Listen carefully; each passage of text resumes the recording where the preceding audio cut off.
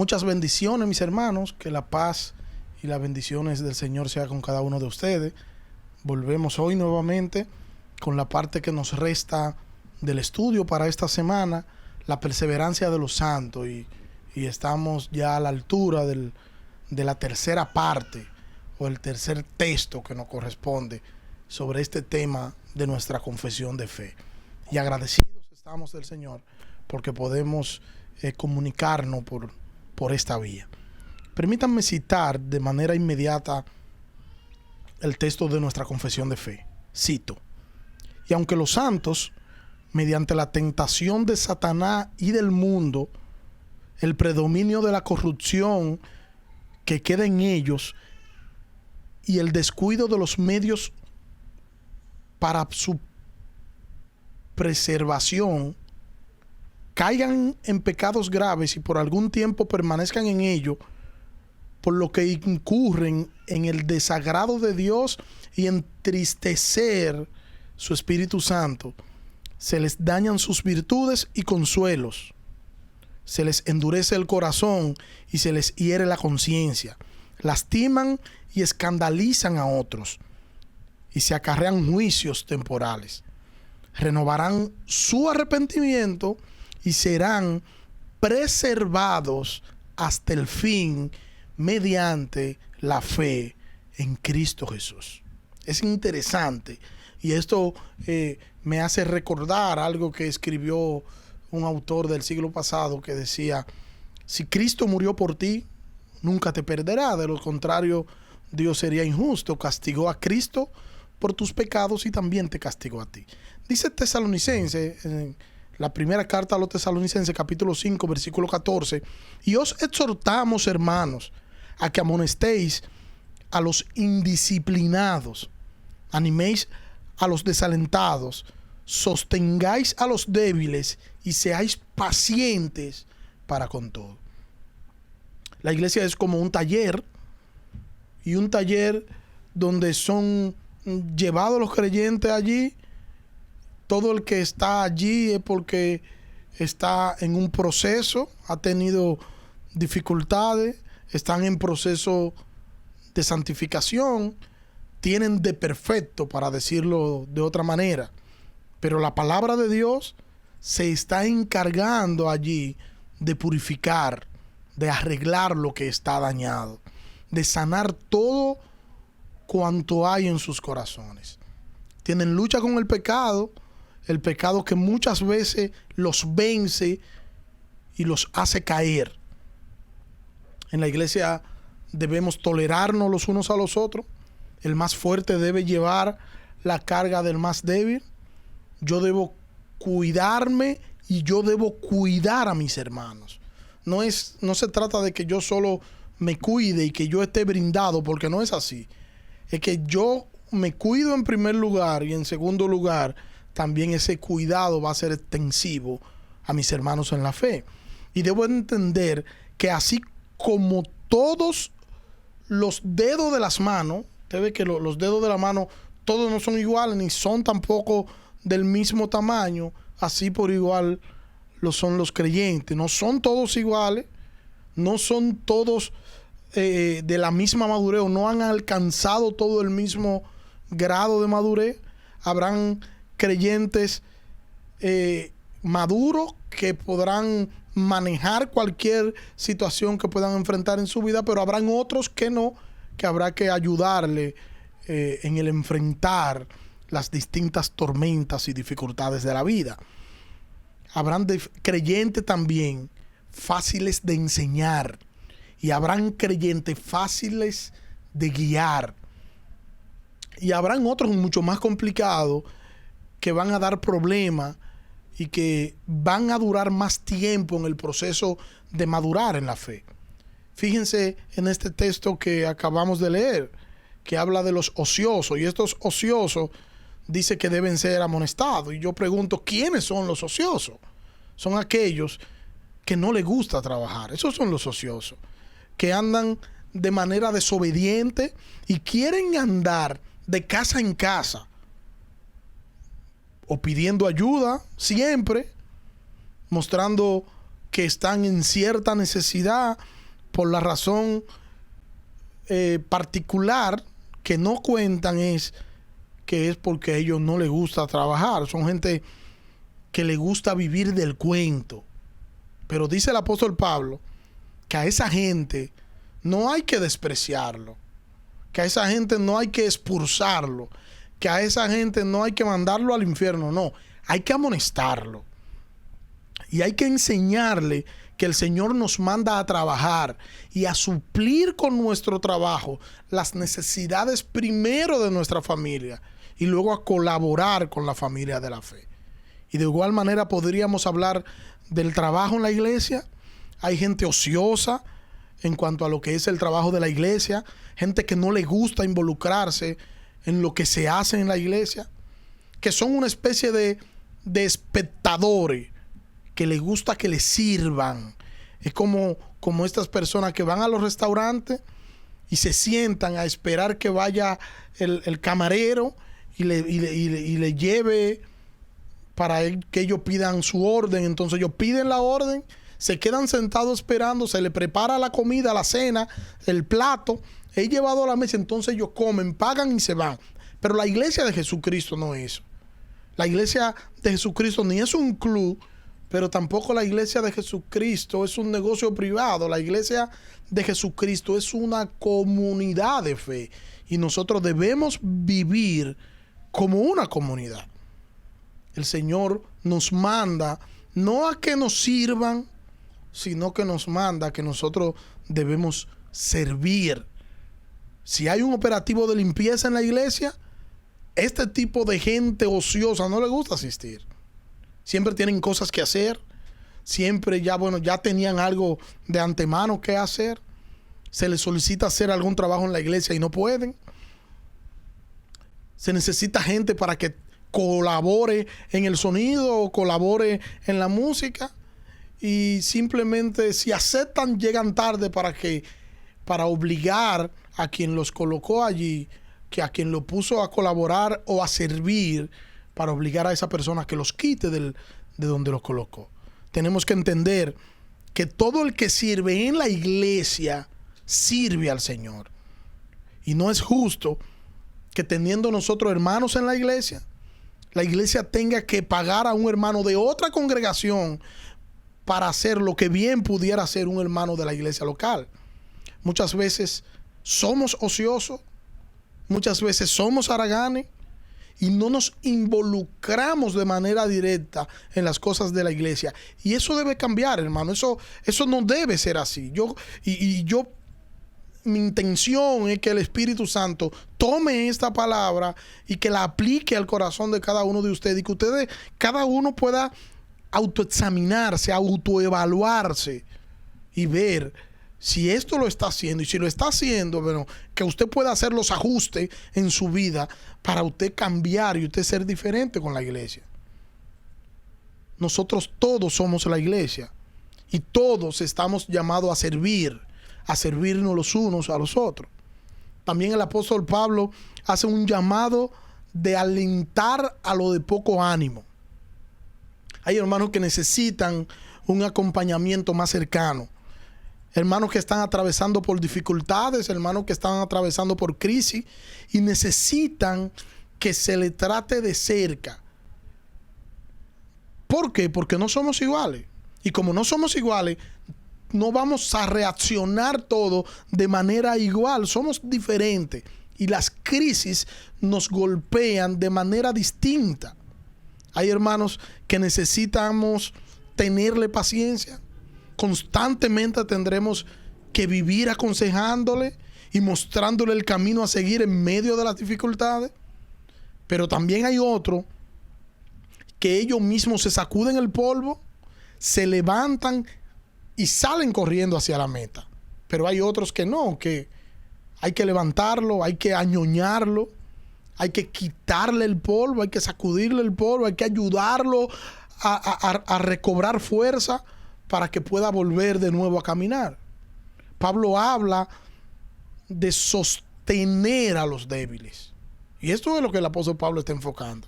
Hay creyentes que son débiles en cuanto a lo que es lo espiritual. son débiles moralmente y nos necesitan para nosotros ayudarlo constantemente. Y esta debilidad incluye hasta lo que es la parte económica. Hay hermanos que necesitan nuestra ayuda económica. Y si necesitan tu ayuda económica, bueno, simplemente ayúdalo. No espere que él te pida ayuda. O no espere que alguien te comente de la necesidad de alguien, sabiendo tú que ese hermano está en necesidad y que tú puedes ayudarle. Tú conoces a los hermanos que son parte de tu iglesia local. Y tú estás llamado por el Señor a ayudarle cuando tengan una necesidad, siempre y cuando tú puedas ayudarle. Y finalmente el apóstol nos manda a ser paciente con todo.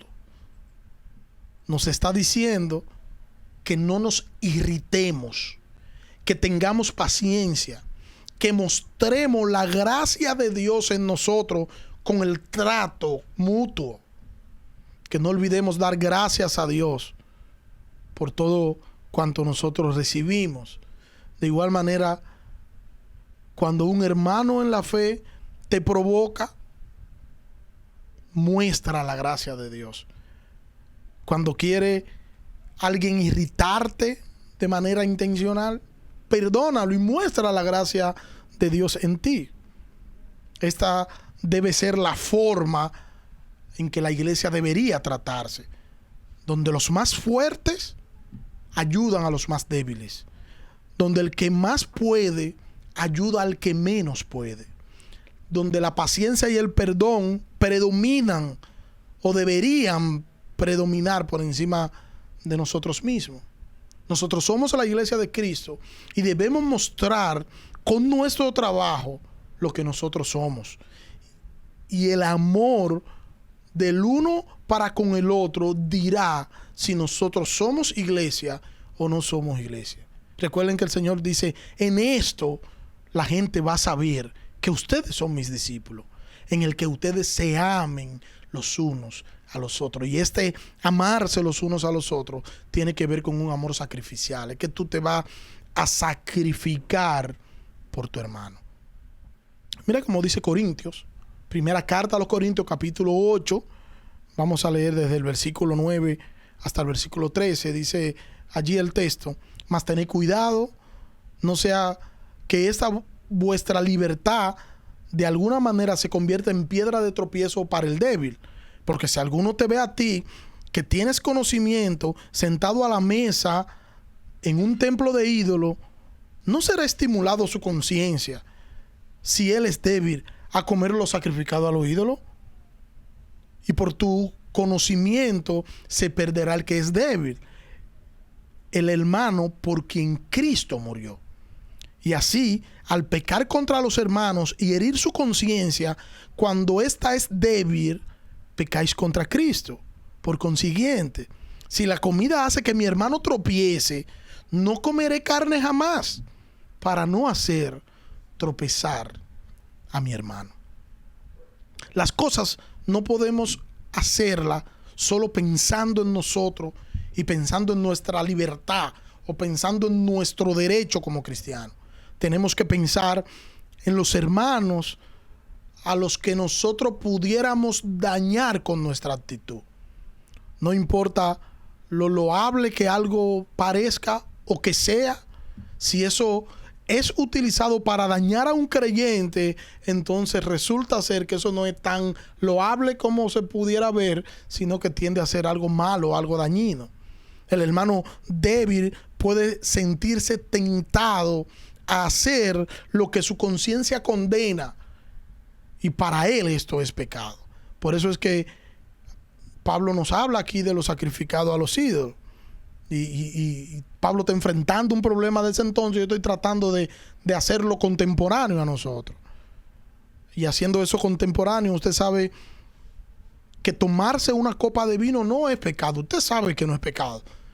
Que la Biblia condena la embriaguez. Siempre y cuando, escuche bien esto, siempre y cuando usted no se tome esa copa de vino delante de un hermano que cree que sí es pecado. O cuando usted se toma la copa de vino en un colmadón donde está lleno de personas sin conversa, ingiriendo bebida alcohólica, y que pueda pasar un hermano y lo vea allí, ¿qué va a suceder? Tú tienes que cuidar la conciencia de tu hermano, o va a pecar contra lo que tú entiendes que no es pecado. Eso que tú entiendes que no es pecado, sí, tú vas a pecar haciéndolo simplemente porque dañaste la conciencia de otro. El problema aquí no es cómo tú te sientes con eso, es cómo tú puedes dañar a otro, que es la parte que Pablo quiere que nosotros veamos aquí. Tu libertad en Cristo no debe ser una excusa para dañar al hermano, porque en Cristo también murió. Tenemos que ser tolerantes con el hermano que es débil. Ser tolerante con el débil. Que tú no puedas estar simplemente haciendo un exhibimiento, una exhibición vasta de tu conocimiento en todo lo que tú haces. No. Es que pueda glorificar a Dios en tu trato con los demás. Y que sepas que no tienes el derecho de dañar con tu libertad a tu hermano. ¿Es pecado que tú bailes una canción romántica de amor con tu esposa? Dependería dónde lo haces. Si lo hace de manera pública es pecado, porque hará pecar a algún hermano que entiende que esto está mal. Pero si hace esto en una noche de avivamiento y gozo en tu habitación, y allí tú decides colocar una canción romántica y bailarla con tu esposa y gozártelo con tu esposa, con la mujer que Dios te dio, entonces no estás pecando. Entendamos que todo, absolutamente todo, nosotros no podemos verlo como que esto está bien y como que esto está mal única y exclusivamente, sino que tenemos que verlo a la luz de que si con eso yo le puedo hacer daño a un hermano, aunque yo entienda que eso no es pecado en sí. Jesucristo es el Señor de ese hermano débil al que nosotros pudiéramos estar dañando. Y es pecado contra Cristo hacer caer a un creyente. Y Pablo dice, si por yo comer carne mi hermano se pierde, pues no comeré carne jamás. Pablo lo que está diciendo es, yo me sacrifico por mi hermano, me sacrificaré por él y no haré nada que le pueda causar ningún daño. Hay cosas que no están prohibidas en las Escrituras y nosotros lo sabemos y estamos conscientes de eso, pero que pueden convertirse en algo dañino para mi hermano, y yo debo, por amor a mi hermano, entonces no hacer ese tipo de cosas. Mire cómo dice Romanos capítulo 14, versículo 13 hasta el versículo 18. Por consiguiente, ya no nos juzgamos los unos a los otros, sino más bien decidí esto: no poner obstáculo o piedra de tropiezo al hermano. Yo sé y estoy convencido en el Señor Jesús de que nada es inmundo en sí mismo, pero para el que estima que algo es inmundo, para él lo es. Porque si por causa de la comida tu hermano se entristece, ya no andas conforme al amor. No destruya con tu comida a aquel por quien Cristo murió. Por tanto, no permitáis que se hable mal de lo que para vosotros es bueno, porque el reino de Dios no es comida ni bebida, sino justicia, paz y gozo en el Espíritu. Porque el que de esta manera sirve a Cristo es aceptable a Dios y aprobado por los hombres. No debemos hacer algo que obstaculice el crecimiento espiritual de nuestros hermanos en la fe. Eso es lo que está diciendo el apóstol aquí. No hay alimento que sea inmundo en sí. No lo hay. Cuando nosotros oramos, la oración santifica los alimentos. Y de hecho, el mismo Señor nos dijo que lo que sale no es lo que daña al hombre, sino lo que entra, sino lo que sale es lo que daña al hombre. Entonces, son las palabras las que contaminan al hombre, no la comida que entra. El amor debe llevarnos a examinar nuestras obras y a ver si nosotros estamos haciendo bien. Y a ver si es pecado solamente para mí o si es pecado para mi hermano. No significa que algo, aunque yo lo encuentre en las escrituras, que yo puedo hacerlo. Si ese algo daña a mi hermano, yo debo dejar de hacerlo y concientizar a mi hermano de eso. Y cuando él pueda llegar a la madurez que yo tengo, entonces yo podría considerarlo. Yo no puedo considerar dañar a ningún hermano en Cristo con mi acción. De aquí el texto de nuestra confesión de fe. Aunque los santos, mediante la tentación de Satanás y del mundo, el predominio de la corrupción que queda en ellos y el descuido de los medios de su preservación, a pesar de eso, aunque el creyente caiga en pecados graves y por algún tiempo permanezca en esos pecados graves, por lo que incurren en el desagrado de Dios y en entristecer al Espíritu Santo. Por eso nosotros encontramos constantemente que nos dice el Nuevo Testamento: no contristéis al Espíritu Santo con el cual fuisteis sellados para el día de la redención. Y sigue diciendo el texto: se les dañan sus virtudes y consuelos, se les endurece el corazón y se les hiere la conciencia, lastiman y escandalizan a otro y se acarrean juicios temporales. Renovarán, a pesar de todo eso, su arrepentimiento y serán preservados hasta el fin mediante la fe en Cristo. Y por eso empecé diciendo o citando a un escritor del siglo pasado de que la salvación no se pierde, y no se pierde no es porque el hombre puede mantenerla o porque el hombre puede mantener los medios para que ésta pueda ser.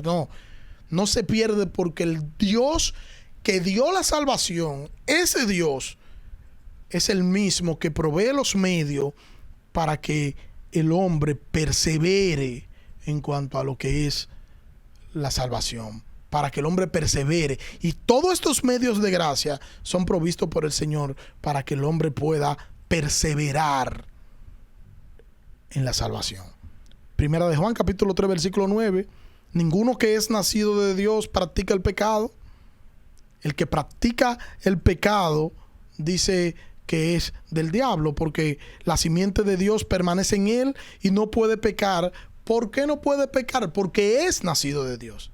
El creyente no practica el pecado como un hábito. El creyente aún está siendo afectado por el pecado y el creyente peca. El creyente comete muchísimas faltas, comete muchos pecados, pero no es una práctica habitual o una práctica natural, porque el creyente es una nueva criatura.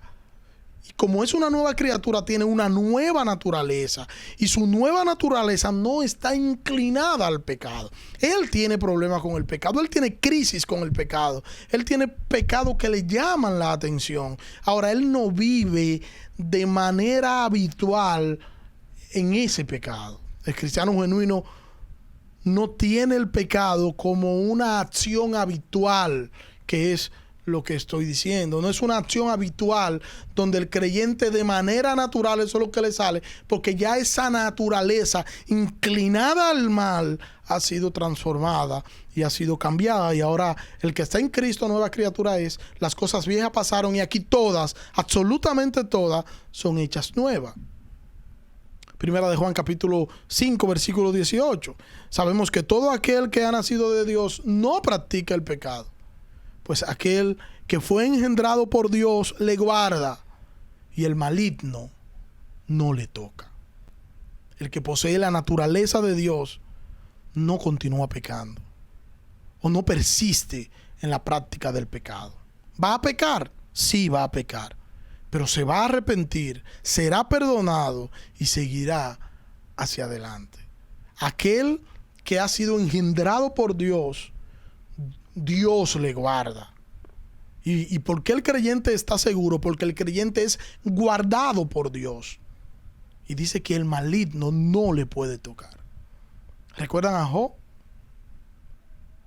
Satanás se presenta ante Dios Y ustedes saben cómo Satanás va a pedir una autorización para poder tocar a Job, para poder acercarse a Job, porque lo que vemos es que Dios tenía cercado a Job. Job tenía un cerco como lo tienen los creyentes. Los creyentes están cercados con el Espíritu Santo y el maligno no lo puede tocar. Y el enemigo no nos puede tocar. Y el maligno no nos puede dañar a menos que Dios le permita hacer cosas que nos duelan, que Dios les permita tentarnos, que Dios le permita un sinnúmero de cosas con la finalidad de nuestro crecimiento espiritual.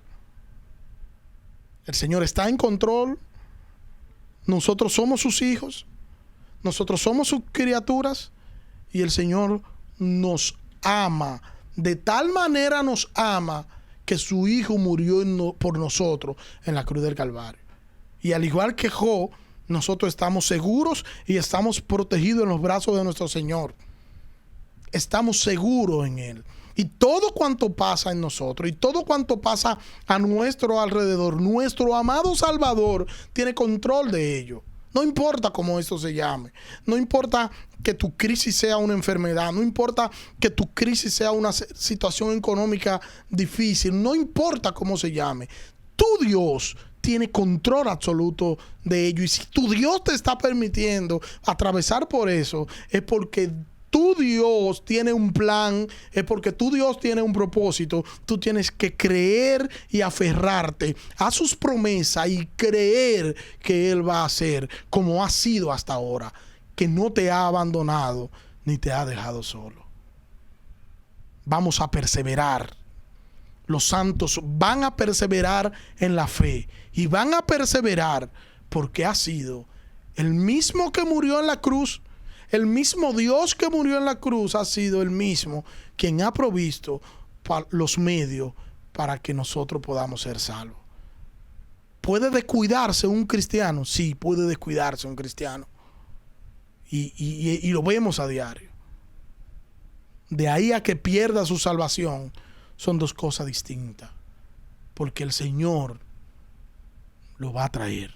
Y el Señor lo va a hacer despertar por medio de los medios de gracia. Dios te bendiga.